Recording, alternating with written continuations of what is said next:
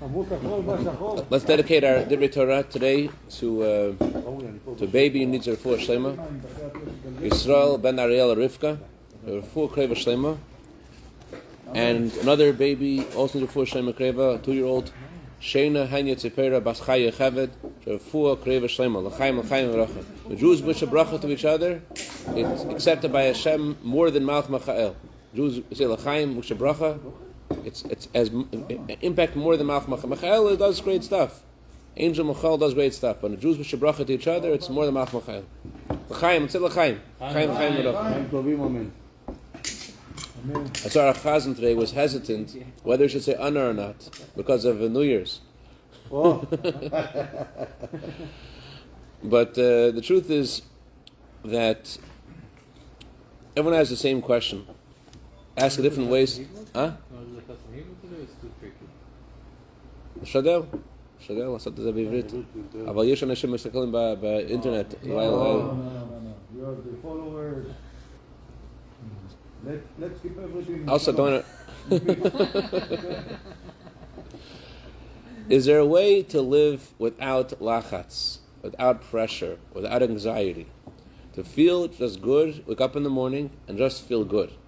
Or is there no question about our continued pressure and anxiety and living the same way today as yesterday and the same way tomorrow? Is there a way? So the truth is that any way we're going to try only works temporarily. There's only one way that you can live without any lachatz, without any pressure whatsoever. And that is, of course, by realizing that we're in someone's hands. And the one hands we're in, we're in good hands. There are 7 characteristics that you need in order to be trustworthy. To be trustworthy, to trust in someone, the person you're trusting in has to have 7 characteristics. As it says in Chovat HaLevavot. First of all, you only can trust someone if the person that you're trusting in, or more accurately, the only one who has all these qualities perfectly is Hashem.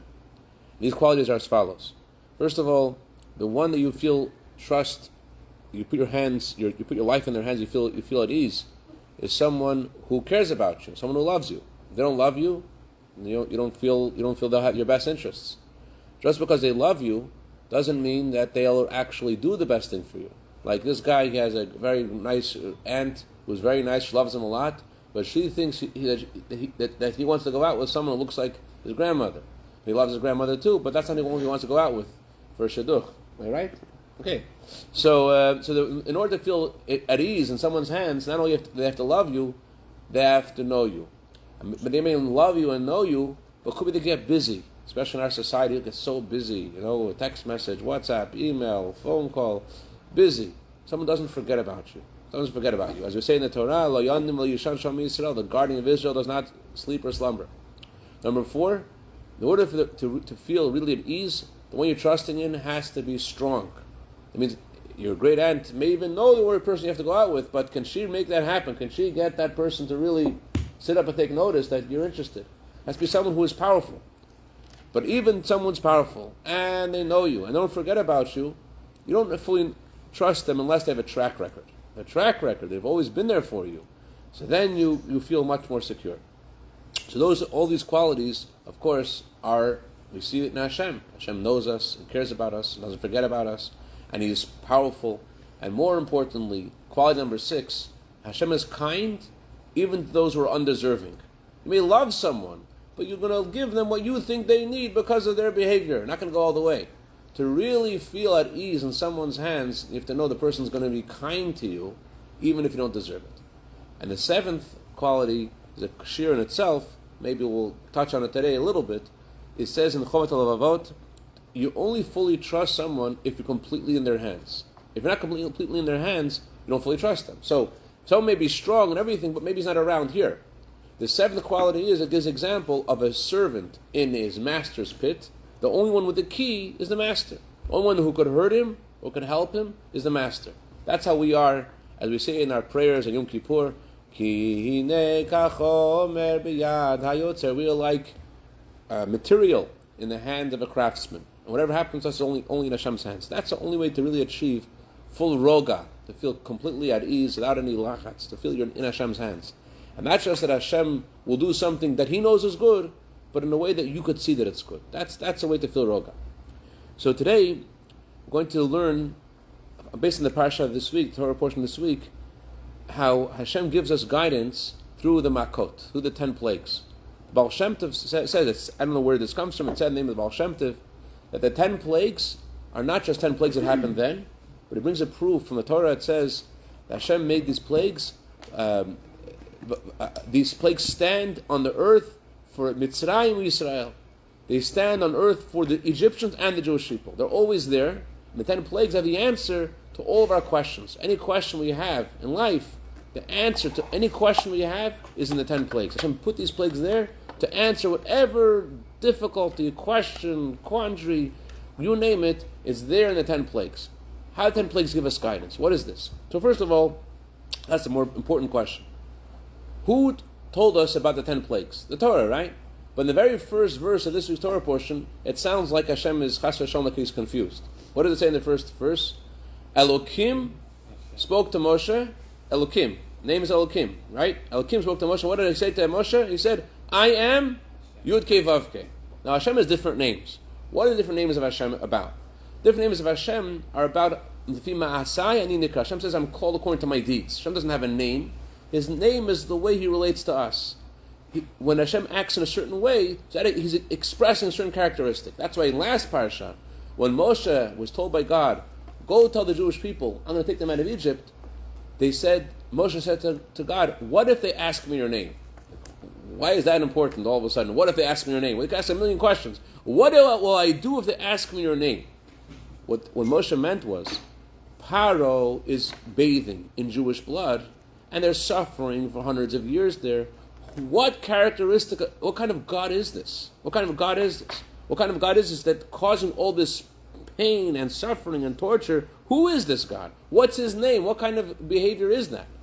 That's why Moshe responded with a very unusual name of Hashem. I will be with them, Hashem says. I will be with them in this problem. I'll be with them in the next problem. Zeshmi Olam. This is my name forever.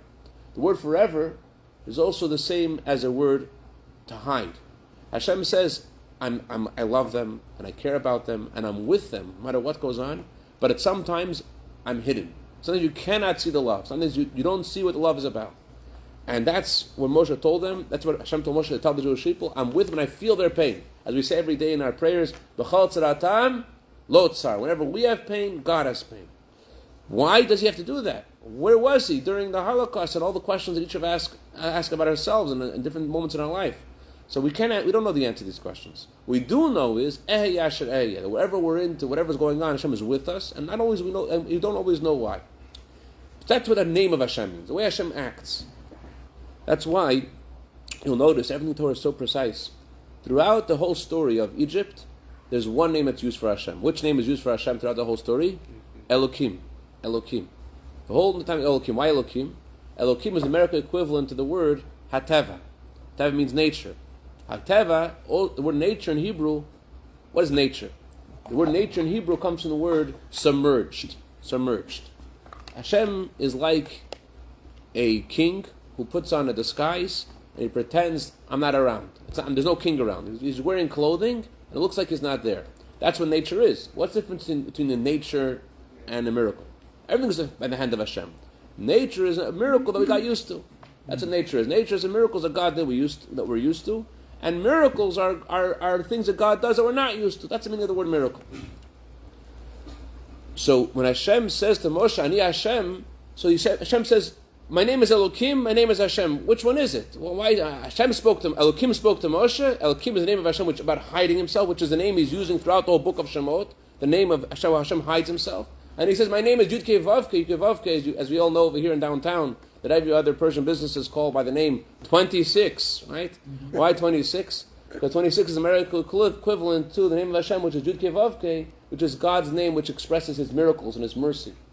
So, only when God tells Moshe at the story of the burning bush about the Exodus, about the redemption, only there does God first use the word Yud Kei Vav Kei. Only there does He use the name Yud Kei Vav Kei, because only there is the beginning of the revelation of Hashem. But throughout the story of the Jewish people in Egypt, until the redemption, until the first glimmer of hope, The name of Hashem is Elokim. Elokim is the name of Hashem, how He hides Himself. Yuki Vavke is how He reveals Himself. And yet over here, the Torah says, Elokim says I'm Havaya. Which one is it? It's like, imagine you have the Minister of Defense says, I'm Minister of Education. Elokim says He's Havaya. Is it the way Hashem hides Himself, or is it the way Hashem reveals Himself? Which one is it? Question number one. One more question, and there's no food, so I have to go very quickly. Next question is, what's the meaning of 10 plagues? What's 10 plagues? Why 10 plagues? When the Jews, when Hashem wanted to destroy the world, He made a flood. Hiroshima. When Hashem wanted to destroy Sodom and Gomorrah, what did Hashem do? In one night, it was all done. One morning, over. Here, it's 10 plagues. You know how long the 10 plagues lasted? You know how long it was for? 1 year. 1 year. When did it start? When did Hashem speak to Moshe? Anybody know? Hashem spoke to Moshe in the month of Iyar. Why the month of Iyar? The month of Iyar is, as we see from the fact that that Paro said they should gather straw. When do you gather straw in the Middle East? The beginning of the summertime. Iyar. When we were redeemed, we know for sure when we were redeemed in Nisan, in the month of April, May, when the beginning of the springtime. So what happened for that whole year? What happened from Iyar to Nisan, a whole year? There's 10 plagues. 10 plagues doesn't equal to 12 months. So what happened in 12 months, 10 plagues? How does it work? So it says like this. Moshe comes to Paro. He tells Paro, he warns him that Hashem wants to... It doesn't make any sense. Why give a whole year? Just destroy them at once. Done, Why this whole process? So here's what happened. Moshe came to Paro, and he told Paro that Hashem wants the Jewish people to be free. What happened next? He wanted to prove him. So Paro said, from now on, no more straw. Find your own straw. It was much more, and you have to make the same amount of bricks without straw. What did Moshe do then? You know what Moshe did then? Anyone know? Complained to Hashem, and Hashem said, okay, you're right, till now is a time of Elokim, till now is a time of concealment, now there's going to be a time of revelation. Now will be a time of miracles. You're going to see. Where did Moshe go? What happened next? Went back to Pharaoh, no? Moshe ran away. You know why Moshe ran away? It says in the Talmud, Moshe ran away because he couldn't bear to see the pain of the Jewish people. He couldn't bear to see it. He was so broken. And he couldn't leave. He couldn't bear to see it. So from Iyar until Rosh Hashanah, for 6 months, Moshe runs away. Then what happens Rosh Hashanah? A few days before Rosh Hashanah, then Hashem tells Moshe to come back and to tell them about the plagues. Each plague worked in the following order. There was 1 week of the plague, and there were 3 weeks of warning. 3 weeks of warning, 1 week of the plague. So it says that we stop working for Pharaoh, in Tishrei. The month after Shoshana, we stop working. Why do we stop working? Because that's when the plagues began. How did the plagues work? It was 6.5 months. So from Tishrei until Pesach, from a little before Tishrei until Pesach, is 6 months and 3 weeks. What happened? This is the way it worked. We say on the night of the Seder, we say, we have the custom to pour the wine into the cup, and we have a whole order how we do it: blood, frogs, lice. Each one we pour into the thing, and then we say, Rabbi Yehuda said, "Ditzach adash ba'achav." All the plagues will be divided into 3 categories, and he says, how do you divide them? Ditzach adash ba'achav. 1 second, what's the big deal? Ditzach adash ba'achav, because no one could figure that out. What did he do? He made an acrostic. He took the first letter of each plague, and he divided the 3 words. Mazeh. Why? Rabbi Yehuda said it. Your 2-year-old, your 5-year-old, your 10-year-old couldn't do the same thing. Right. Rabbi Yehuda did something amazing. He made it into 3 categories. Mazeh. So Barbanel explains that the plagues were really in 3 categories. How does it?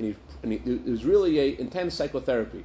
The purpose of the plagues was intense psychotherapy, and each set of plagues was meant to accomplish something, to answer not just the questions of the Egyptians, but to answer our own questions. 3 questions that we could ask. The first question we could ask is there someone out there that's beyond nature that was running the world? Does the world really have an order? Does it really have an order? That's the first question the Egyptians asked. Is there a superpower? Period. Number 2, this superpower, does he really know me and care about me? And does he care what I do? Does he care what I do? Does he care what I act this way, act that way? Second question. And the third question, what about all the things that I do that all of us have done today, and we all wonder every single day, all day, What if I did this? What if I did that? I prepared this contract, and I made this presentation, and I made this phone call, and I sent this email, and I did this, and I did this business, I could have done that business, and 100 times a day, what about this thing called nature? What is this thing called nature? Is nature a thing or not? Those are, most of our lives, it looks like these things are natural. What is nature? What is a thing called nature? That's our third question. So to answer these three questions, Hashem sent 3 sets of plagues. How does our Rabbi know there's 3 sets of plagues? It's fascinating. Rabbi says, you look, in each of these 3 sets, there are stages in how Moshe tells Paro.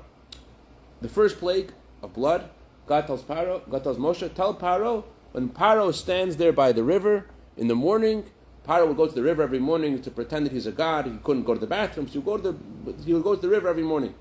So God told Moshe, tell him in the morning. When's the next time God tells him to tell him in the morning? Not until the next set of plagues. The 4th plague, which is in the next set of plagues. Not by the plague of frogs, not by the plague of lice. Only when it comes to the plague of Arov, the next set, only then, the plague of the mixed wild animals, only then does it say again, go warn the Paro. Then again, when's the next time he says to tell him in the morning? By the 3rd set of plagues, which is the plague of hail. What about the 2nd plague and the 5th plague and the 8th plague? Those plagues, God told Moshe, tell him sometime, warn him at some time. Doesn't say when. It's warning him sometime. What about the 3rd of each set of plagues? The plague of lice, the plague of darkness. Those plagues, no warning at all. So the plague of blood, there's a warning, a full warning, tell him in the morning. The 2nd plague, it says warn him sometime, doesn't say in the morning. And the 3rd plague, there's no warning at all. It's just the plague should happen. So you see that Rabbi proves that there's 3 different kinds of plagues. The first group of plagues was meant to expose and to reveal that there's a superpower, that someone takes care of the world, that there's something above nature. How so? The Egyptians worshipped the Nile River. Everything was so secure and so obvious and so easy. And God transforms the water to blood and shows them that things aren't the way they look. And then sends in the frogs and the lice. And the Egyptian sorcerers weren't able to produce lice, because it says in the Talmud that witchcraft has no power over something which is smaller than the size of a barley corn. So even the Egyptian sorcerer says, Etzba Lokimi, this is the finger of God. So Barbanel says, what did Hashem tell Moshe before he gave him the first 3 plagues? Whenever you have a chapter, you have introductions. There's a title of the chapter. In order that they should know that I am Hashem. That's the purpose of that. They should know there's something above. What's the title of the 2nd group of plagues? Hashem told Moshe, I want to give them these plagues. Why? They should know that I am Hashem bekerev haaretz, in the land. How did the 2nd group of plagues do that? Because in the 2nd group of plagues, it was the first time it was noticeable that it was only to the Egyptians, not to the Jews. By the 2nd group of plagues, it was clear that the wild animals, where'd they go? They only went to the Egyptians, they didn't go to Goshen. The first time the Torah says they didn't affect the Jews, there's a discussion whether it didn't affect the Jews, but the first time the Torah says clearly, and it was obvious, that there's nothing to do with the Jews, was in the plague of the wild animals. All these wild animals which have no intelligence are all not going to the place of the Jews. So you could see that Hashem was making a differentiation between the tzaddik, those who were acting right with the Jewish people, and those who were oppressing them. That's what you saw in the 2nd group of plagues. And the 3rd group of plagues, Hashem showed the world that nature is just like Plato. There's nothing called nature. In the 3rd group of plagues, what happened? Hashem brought the plague of hail. What was the plague of hail? It was, what are the 2 most diametrically opposed forces in the world? Water. Fire and water. So fire and water. Make a shidduch. They'll dance together. Make a shidduch. You're thinking about the shidduch still. Don't worry. Don't worry. Well, a different kind of shidduch. And then the plague of darkness. When you want to tell someone it's really going to happen, you say it's going to happen. Like the sun's going to rise tomorrow. I'm telling you, you're going to have to check tomorrow morning. It's for real. Okay, and downtown doesn't really mean much. Whatever. But that's the plague of darkness. Is emphasizes how the strongest thing of nature is not a thing. It's not a thing. And the locusts, the grasshoppers. When do locusts come? When there's a lot of produce. All the produce was already gone because of the other plagues. And now when there's nothing to eat, then they come. You saw in the last 3 plagues this idea of Hashem totally doing away with the whole concept of nature. Hashem is showing that there's no existence of nature by itself. So what was the point of this whole? In each, so that's why there's 6.5 months. There's the first of these 3 sets. The first plague of each 3 sets is a month, and then the other plagues are just a week. And that's how you have 6.5 months. What's the point of the whole thing? Is to transform the perspective, not just of the Egyptians, but of us today. We should look at ourselves and realize we're in good hands. That's the opening verse of this parasha. Hashem says, you look like it's Elohim, look like it's nature. What looks to you like nature is not really nature. Not just Hashem does stuff which is beyond nature, but looks to you at what even looks like nature. There's no such thing as nature. No such thing as you made a decision, it was your decision, it was someone else's decision, you're stuck over here, you want to get in this business, get in that business, you want to take a new loan because you didn't know. Nothing to do with you. Nothing to do with you. I'll tell you one story, let you guys go. Unbelievable story. There was a guy in Tel Aviv. My friend of mine knows every person in the story. It's a true story. This guy is in business in diamonds, and he walks across the hallway to see a friend of his, and his friend is angry. He's throwing everything away. Everything's away. What are you doing? This is from my dad. I hate my dad. He's not going to control me. And he throws all the stuff they got from his dad, like whatever his dad gave him, he's throwing into the garbage, and the garbage is filling up. And he sees in the garbage there's a check which is made in this nice frame, and the check says Lubavitch from the Rebbe's name. The Rabbi Schneerson has the Rebbe's name. He's like, what is this? The guy's not religious, but he sees the Rebbe's name on a check, a $200 check. He says, what's this? He says, it's my father's, I don't care, you could have it. He takes the check. Okay. He was invited to, this guy was invited sometime later to the home of Rabbi Menachem Volpa. He's Rebbe's emissary in Netanya. So he goes to his house for Shabbat. He's thinking, what, I'm going to bring these Chabadnikim for Shabbat? Let's bring them a gift. What will they appreciate? Oh, from the Lubavitcher Rebbe has his name, they will love this. They'll love it. This will make them crazy. Garbage. Let's give them, so they bring them the check. Of course, they really appreciate it. This guy, he ended up going 15 years later. 15 years later, he ended up going to a business meeting or a show in Moscow. The night before he arrived, he found out, he heard people were talking about that there was an event. At the event, they had a charity event, and there was an auction of $1 of the Rebbe. And the $1 of the Rebbe that the Rebbe gave to someone, they gave thousands of dollars. This dollar every Sunday we got about $7,000 to $8,000. This guy had bought the dollar for $4,000. Wow! So he's thinking, oh my gosh, here I'm traveling away from my wife and kids, trying to make a few ruble, and I had in my hand, who knows, probably $250,000, a $200 check. Who knows what they give for a check? It's so unusual. Who knows what they give for this? So he comes home. And he tells his wife what happened, and he's so upset. And he tells his wife to call Rabbi Volpa and tell him they want it back. But his wife said, nothing to do, I'm not calling him. But then Rabbi Volpa himself... Can you read? Right.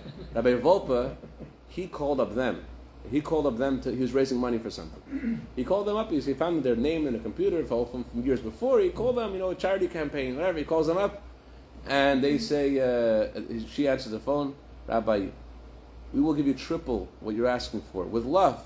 But I want to tell you, we're really upset at you. She tells him why. He says, do you have that still, that check? You probably sold it for $250,000. I mean, what'd you do with it? He says to her, honestly, that check was on my desk for 15 years. But right now, what happened was that the rabbi, unfortunately, a tragedy, is a rabbi is very sick for a long time, Moti Gal. He was Rebbe's emissary in Ramat Gan. And when he passed away, his widow and their children tried to rebuild the Chabad institutions in Ramat Gan, and they asked his advice, and he's from Netanya, and they discussed what they could do. In order to encourage them, he gave them his precious check that they gave him as to give them strength. So she, the wife of this Tel Avivnik who was in diamonds, she calls up the widow of Matigal. I just want to tell you, she says, Mrs. Gal says, I'm sorry. This guy rescued all of the Chabad institutions here and he really helped us out. And as a tribute to him, we gave him this check. That's what she says. Now, this guy from Tel Aviv, this guy who's in the diamond industry. Okay, story's over, right? Right? One day, this is the check is still out there.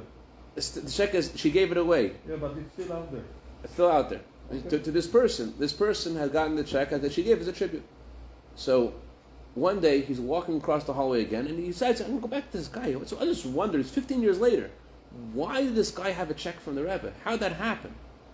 So he went over to the guy, the same guy that he'd been in his office 15 years before, and he got the check. He says, tell me, how'd you get that check? No one has checks from the Bavitcher Rebbe for $200. How'd you get the check? He said, listen, my father had a friend named Mati Gal. And Mati Gal was his best friend. And his institutions were crashing.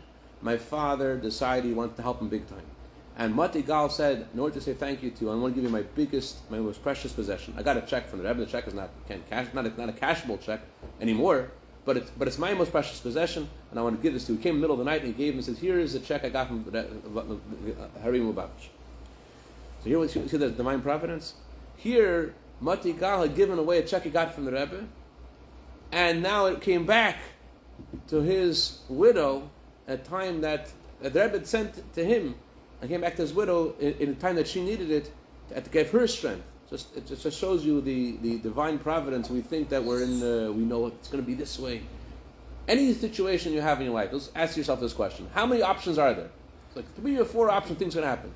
And you always discover many more options. Many more options. We have to realize whose hands we're in. We have to realize to have bitachon, trust in Hashem, and to feel good. And then Hashem will show us with Hashem. We'll see how all of Elokim, we'll see all of Hashem hiding himself. It's really Kevavke, it's really Hashem's hidden miracles. L'chaim v'rafa. איך יודעים שרבי יהודה היה מרוקאי? נו. אין מכות בלי סימנים.